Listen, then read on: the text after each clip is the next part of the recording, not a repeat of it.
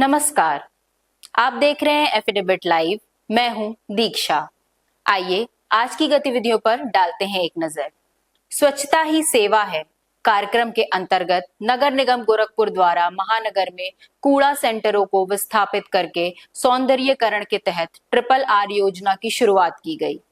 इस संबंध में मुख्य नगर आयुक्त गौरव सिंह सोगरवाल ने बताया कि अभी दुर्गाबाड़ी, RTO और हट्टी माई के स्थान पर कूड़ा पड़ाव सेंटर के स्थान पर RRR सेंटर के निर्माण का कार्य तेजी पर है। स्वच्छता और सुंदरता को लेकर स्वच्छता ही सेवा कार्यक्रम चल रहा है। 17 सितंबर से कल से इस कार्यक्रम की शुरुआत हुई थी। माननीय प्रभारी मंत्री जी के नेतृत्व में रामगढ़ ताल से इसके लेके शुरुआत की गई थी। इसके अंतर्गत विभिन्न स्वच्छता के से जुड़े हुए कार्यक्रम, साथ ही साथ रीयूज़, रिसाइकल और रिड्यूस के कॉन्सेप्ट 3R कॉन्सेप्ट पे कई सारे आर्टिफैक्ट्स इसको लेके बनाए जाएंगे। साथ ही साथ सफाई मित्रों के सुरक्षा शिविर, जिसमें उनके हेल्थ चेकअप से लेकर विभिन्न योजनाओं से उनको आच्छादित करने के प्रयास भी शुरुआत की जा रही है। इसके अलावा विभिन्न चौराहों पर वेस्ट टू वंडर से भी कई सारे पार्क बनाए जा रहे हैं, जिसमें जो हमारे टायर हैं, जो टायर का जो निष्प्रयोज्य टायर हो चुके हैं उसका उपयोग करके कलाकृतियों को बनाया जा रहा है।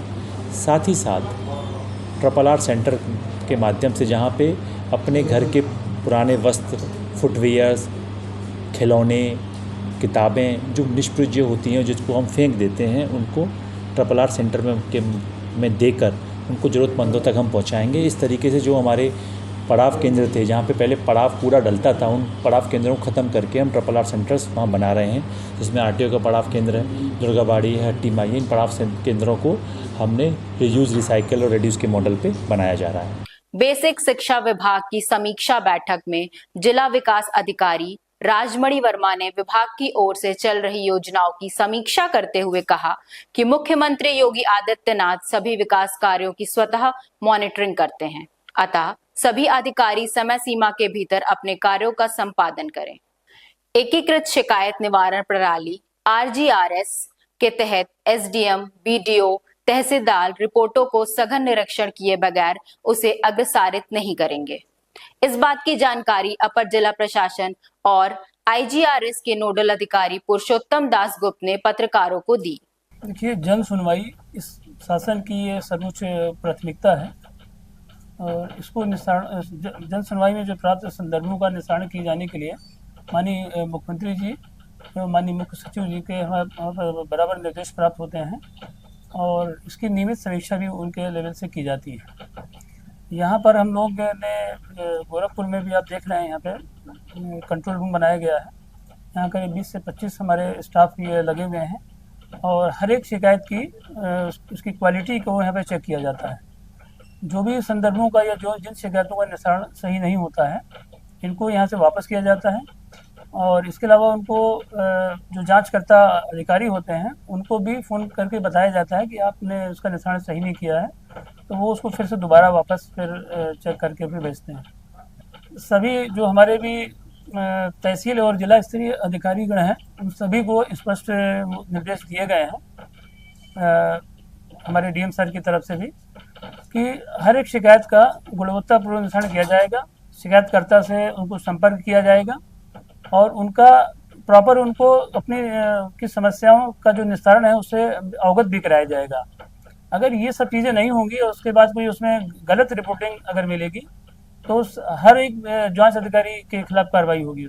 गोरखनाथ थाना क्षेत्र में ऑटो से जा रही 2 महिलाओं की चेन स्नैचिंग के मामले में 2 महिला अभियुक्तों को पुलिस ने गिरफ्तार कर लिया।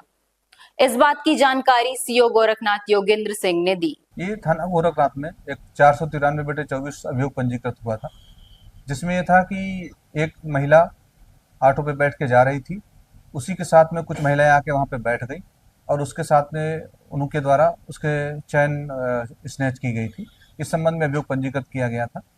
CCTV फुटेज व अन्य साक्ष्य संकलन के आधार पर 2 महिलाएं प्रकाश में आई थी, जो कि मूलतः बड़हालगंज की रहने वाली थी। उनको अरेस्ट करके माननीय न्यायालय के समक्ष प्रस्तुत किया गया। अन्य कार्रवाई चल रही है।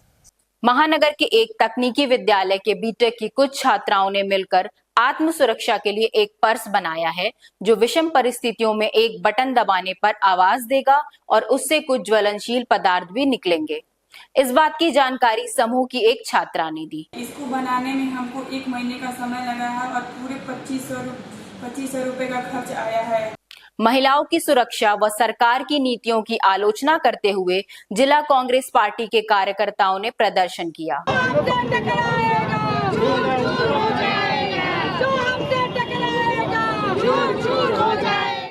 प्रदर्शन के दौरान पार्टी कार्यकर्ताओं ने गांधी प्रतिमा से कमिश्नर कार्यालय तक मार्च किया और मंडलायुक्त को ज्ञापन सौंपा। इस संबंध में कांग्रेस पार्टी जिला अध्यक्ष निर्मला पासवान ने बताया, देखिए, पूरे प्रदेश में जंगल राज हो गया है। पूरे प्रदेश में उत्तर प्रदेश राज तो गुंडा राज हो गया है। योगी जी कहते हैं कि हम गुंडों को जेल में भेज दिए, जबकि सरासर गुंडे घूम रहे हैं, कहाँ जेल में है। निर्दोषों की हत्या हो रही है, निर्दोषों को काउंटर किया जा रहा है। महिलाएं कहीं सड़क पर मारी जा रही है, कहीं हॉस्पिटल में मारी जा रही है, कहीं कहीं बलात्कार हो रहा, आए दिन बलात्कार बढ़ रहा, आए दिन महिलाओं की हत्या हो रही है। तो गुंडा राज तो बढ़ गया है और गुंडा राज कायम है। इसलिए इस पुलिस को योगी जी खुली छूट दिए हुए हैं कि इस तरह का दहशत फैलाओ और इसके दहशत से जनता मुझे वोट देगी, कहेगी कि हम बहुत अच्छा काम कर रहे हैं। लेकिन नहीं, दूसरे के दिल पर खेल करके योगी जी कभी नहीं जीत सकते हैं। योगी जी का जीरो डायल्स काम नहीं आएगा। योगी जी का पूरा उत्तर प्रदेश का जो कार्यभार है वो फेल है और योगी जी गुंडों को बचाने में सिर्फ लगे हुए हैं। इसलिए सत्य जो है, सत्य बोल रहा है, उनको जेल में डाल रहे हैं और फर्जी इनकाउंटर कर रहे हैं, जगह जगह दहशत फैला करके, कहीं बुलडोजर का उपयोग कर रहे हैं, कहीं कुछ कर रहे हैं। इसलिए योगी जी की ये जो खेल है आने वाले समय में खत्म होने जा रहा है और प्रदेश में हुए गुंडा राज को कांग्रेस पार्टी खत्म करेगी। जब तक नहीं खत्म होगा, हमारा शीर्ष नेतृत्व राहुल गांधी इसकी लड़ाई लड़ते रहेंगे और लड़े।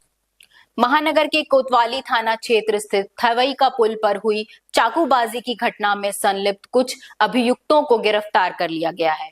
इस बात की जानकारी कोतवाली क्षेत्राधिकारी ओम दत्त तिवारी ने दी। के आसपास एक घटना की सूचना कोतवाली थाना को प्राप्त हुई, जिसमें थवई पुल के पास चाकू मारने की विवेक को चाकू मारने की बात सामने आई थी, जिसमें पुलिस मौके पर जाकर और वहाँ के लोगों की मदद से अभियुक्तों को गिरफ्तारी की है और जो पीड़ित है, विवेक नाम है, उनको जिला अस्पताल के बाद फिर बीआरडी रेफर कर दिया गया है। उनका इलाज चल रहा है और वो स्वस्थ हैं। बाकी अन्य अभियुक्तों की पकड़ने की कार्रवाई की जा रही है। महानगर में कल देर रात तक गणपति प्रतिमाओं का विसर्जन जारी रहा। गणपति बप्पा मोरया अगले बरस तू जल्दी आ के नारों के गूंज से संपूर्ण वातावरण भक्तिमय हो गया। राप्ती तट के क्षेत्र में बनाए गए कृत्रिम तालाबों में गणपति प्रतिमाओं के विसर्जन की व्यवस्था नगर निगम गोरखपुर द्वारा की गई। आज के एफिडेविट लाइव में बस इतना ही। देखते रहिए एफिडेविट लाइव। धन्यवाद।